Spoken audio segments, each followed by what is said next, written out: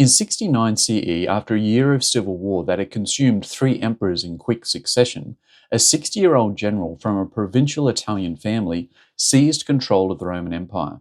His name was Titus Flavius Vespasianus, but he had no aristocratic pedigree, no connection to the Julio-Claudian dynasty, and no obvious claim to the throne. But he proved to be exactly what Rome needed: a competent administrator with the discipline to restore order to a collapsing state. Reigning from 69 to 79 CE, he began the Flavian dynasty, which returned stability to an empire that had nearly torn itself apart. Vespasian was born on the 17th of November 9 CE in Falacrine, a small settlement in the Sabine Hills northeast of Rome. His family belonged to the equestrian order, the second tier of the Roman social hierarchy, beneath the senatorial class, and had no significant history or political office.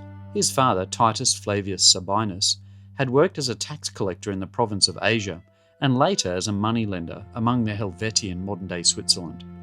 His mother, Vespasia Pola, came from a slightly more distinguished family, as her brother had entered the Senate and attained the rank of praetor. Growing up in this household, Vespasian was surrounded by a practical, business-minded family that appeared to value financial success over aristocratic snobbery. According to the Roman biographer Suetonius, Vespasian was initially reluctant to pursue a political career and had to be pressured by his mother, who taunted him as being little more than his brother's footman. His older brother, Titus Flavius Sabinus, had already entered public life and was advancing through the traditional sequence of Roman magistracies, known as the cursus honorum. Spurred by this family pressure, Vespasian eventually followed the same path. During the 30s CE, Vespasian held several minor political offices in Rome, including the positions of aedile and quaestor, before being elected praetor. Each of these posts required significant personal expenditure, which placed considerable financial strain on a family of modest equestrian means. At this stage, Vespasian was an unremarkable figure among the many aspiring politicians in Rome, and nothing about his early career suggested he would one day rule the empire. Vespasian's first major opportunity came in 43 CE, when the Emperor Claudius launched the Roman invasion of Britain. Commanding the Legio to Augusta, Vespasian led his forces through the southwest of the island, where he fought 30 engagements against local tribes, capturing over 20 hill forts and subdued the Isle of Wight, according to Suetonius. For these achievements, he received the ornaments of a triumph, one of the highest military honours available to a commander who was not the emperor himself. His success in Britain earned him a reputation as a capable and determined military leader. After returning to Rome, Vespasian continued to climb the political ladder and held the consulship in 51 CE during the latter part of Claudius's reign. He then spent a period largely out of the public life, as the political environment around Emperor Nero became increasingly dangerous for men of independent reputation. According to Suetonius, Vespasian was appointed proconsul of the province of Asia in modern-day Tunisia around 63 CE, where he governed with such financial modesty that he reportedly returned home poorer than when he had arrived. One famous anecdote from Nero's reign captures the danger Vespasian faced at court. During one of Nero's lengthy musical performances, Vespasian apparently fell asleep, which drew the emperor's fury and led to a period of disgrace. Suetonius records that Vespasian was excluded from the imperial court and forced to retire to a small town, living in fear for his life. For a man who had already proven himself in war and administration, this period of forced obscurity must have been deeply frustrating. In 66 CE, a major revolt erupted in the province of Judea, where tensions between the Jewish population and the Roman administration had been building for decades. Nero needed a competent general to suppress the rebellion, and Vespasian, at 60 years of age, was an ideal candidate. He was experienced enough to lead the campaign, but lacked the aristocratic connections that might make him a political threat to the emperor. In early 67 CE, Vespasian arrived in the region with a substantial military force, including 3 legions and numerous auxiliary units, totaling approximately 60,000 soldiers. Over the course of 67 and 68 CE, Vespasian systematically reduced the rebel strongholds in Galilee and Judea. His strategy was methodical rather than dramatic. He besieged fortified towns one by one, cutting off supply lines and wearing down resistance before launching assaults. The siege of Jotapata in 67 CE was particularly significant as it resulted in the capture of the Jewish commander Josephus, who later became a Roman client and wrote detailed histories of the war.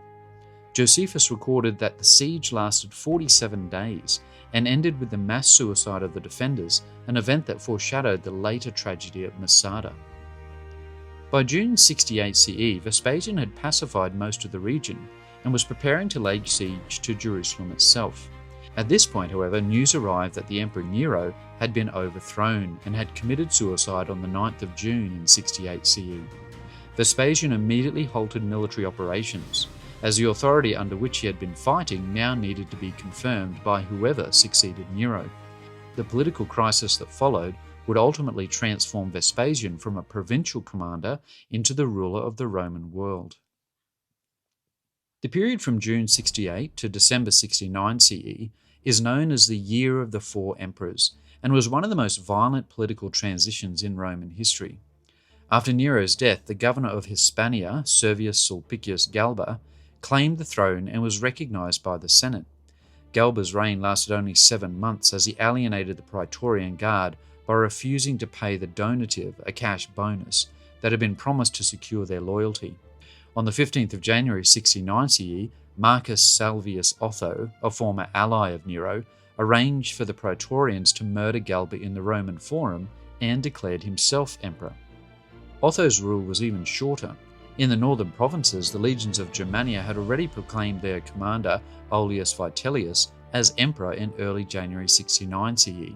The forces of Vitellius marched into Italy and defeated Otho's army at the Battle of Bedriacum, near Cremona, on the 14th of April 69 CE. Otho committed suicide the following day, and Vitellius entered Rome as the new emperor. His regime quickly became notorious for extravagance and ill discipline, as the sources described lavish banquets and a general breakdown of military order among the troops stationed in the capital. On the 1st of July 69 CE, the legions in Egypt declared Vespasian emperor, and this proclamation was rapidly endorsed by the legions in Judea and Syria. Vespasian himself remained in the eastern provinces, organising supply lines and securing Egypt's crucial grain shipments to Rome, which gave him an enormously powerful strategic advantage.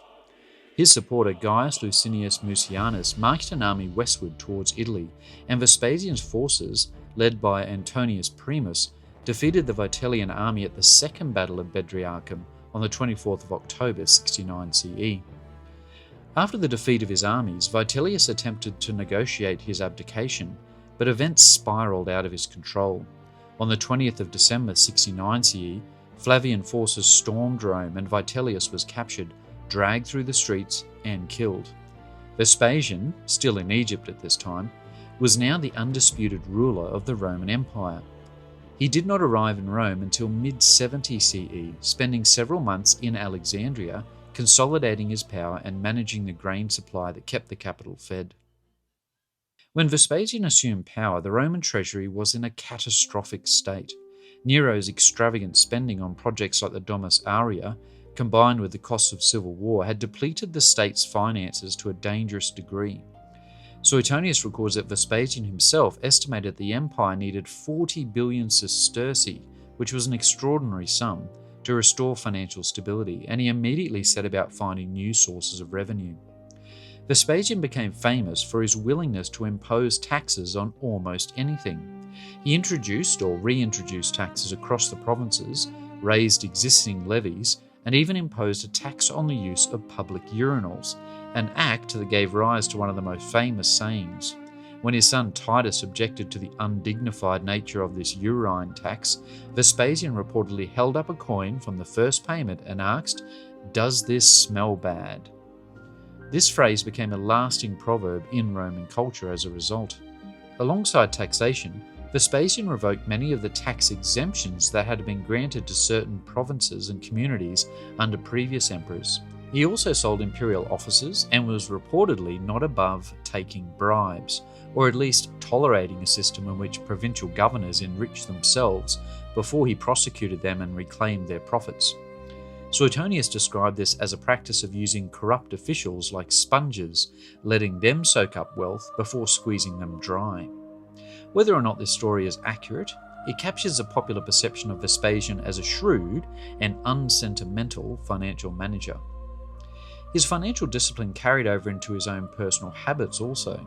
Vespasian lived modestly by imperial standards and avoided the kind of ostentatious displays that had characterized the reigns of Nero and Caligula, and was known for eating simple meals. According to the sources, he rose before dawn each day, read his correspondence, and then admitted visitors all before breakfast. In an era when emperors were often defined by their luxury and excess, Vespasian's frugality was distinctive and attracted considerable commentary from ancient writers. One of Vespasian's most significant decisions was to demolish part of Nero's Domus Aurea and return the land to public use. The Domus Aurea had been an enormous palace built on land cleared after the Great Fire in 64 CE, and many Romans had resented its construction, particularly as it had previously been public space in the centre of the city.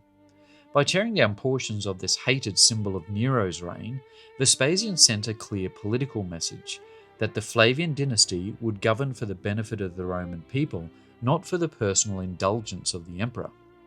On the site of Nero's artificial lake within the grounds of the Domus Aurea, Vespasian began the construction of the Amphitheatrum Flavium in around 70 to 72 CE.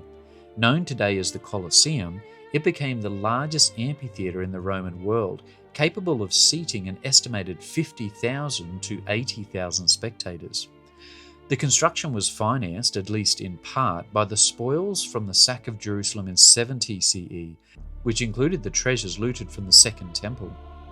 Vespasian did not live to see the building completed though, as it was inaugurated by his son Titus in 80 CE, the year after Vespasian's death.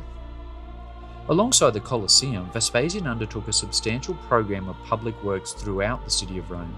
He began the construction of the new Forum, the Templum Pacis, which is the Temple of Peace, which was dedicated in 75 CE, and housed works of art alongside the spoils from Judea. He also ordered the restoration of the Temple of Jupiter Optimus Maximus on the Capitoline Hill, which had been destroyed during the fighting in Rome in December 69 CE. Each of these projects had a deliberate political purpose.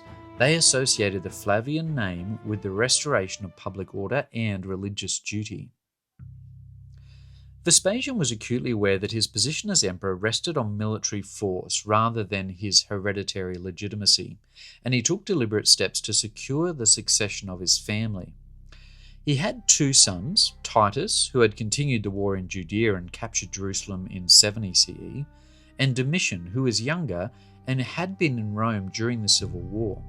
Titus acted as his father's trusted partner in government and held the office of Praetorian Prefect, which gave him control over the elite guard unit responsible for the emperor's personal safety. Vespasian was careful to elevate both sons publicly, granting them titles and offices that made it clear that the Flavian dynasty was intended to continue. He held the consulship jointly with his sons on multiple occasions, and Titus was granted tribunician power, which was one of the key constitutional titles of the emperor. By associating his sons with imperial authority during his own lifetime, Vespasian made the transition of power far smoother than the chaotic successions that had followed the deaths of previous emperors. Regarding the Senate, Vespasian adopted a pragmatic approach. He used the powers of the censorship to revise the membership of the Senate, removing men he considered unreliable and introducing new members from the Italian municipalities and from provincial communities in Gaul. Historians such as Tacitus suggest that this broadening of the Senate's composition brought new talent and loyalty into the governing class, which helped to stabilize the administration. Vespasian generally maintained respectful relations with the Senate, but he was not prepared to tolerate open opposition, and several prominent Stoic and Cynic philosophers were expelled from Rome during his reign for criticizing the monarchy. During the later years of his reign, Vespasian continued to administer the empire with the same methodical efficiency that had defined his military career. He personally oversaw provincial appointments and was known for his accessibility to petitioners, a quality that the ancient sources consistently praise. Unlike Nero or Caligula, Vespasian did not execute senators on trumped-up charges of conspiracy, and the historian Cassius Dio notes that he was remarkably tolerant of personal insults and criticisms, provided they did not threaten the stability of his rule, of course. Vespasian fell seriously ill in the spring of 79 CE. Suetonius records that he continued to carry out his imperial duties throughout his illness, insisting on receiving embassies and signing documents from his sickbed. As he lay dying on the 23rd of June on 79 CE, he reportedly uttered the famous words, "Oh dear, I think I'm becoming a god," a dry joke about the Roman custom of deifying dead emperors. He then attempted to rise from his bed, saying that an emperor should die on his feet, and collapsed in the arms of his attendants. After his death, the Senate officially deified Vespasian, and the transition of power to his eldest son Titus proceeded without conflict. The peaceful succession was itself a measure of Vespasian's achievement. After the chaos of 69 CE, when 4 men had fought over the throne in a single year, the empire now passed from father to son with no bloodshed. Vespasian had taken a broken and bankrupt state and restored it to financial health, rebuilding its public infrastructure, and established a dynasty that would rule for 27 years until the assassination of Domitian in 96 CE. So in assessing Vespasian's significance, it's worth noting that the ancient sources are remarkably consistent in their praise of his character. Suetonius and Cassius Dio both portray him as a practical and capable ruler, notable for his humour and his financial acumen. Josephus, who owed his life to Vespasian's patronage, naturally presents him in a favourable light as well. He was not a visionary or an intellectual, but he was a man who understood what Rome needed and delivered it with competence. For an empire that had suffered under the vanity of Nero and the chaos of civil war, such competence was invaluable. I hope that you've enjoyed learning about Emperor Vespasian. If you'd like more information, please check out our free resources on the History Skills website, and I look forward to seeing you again soon on our next video.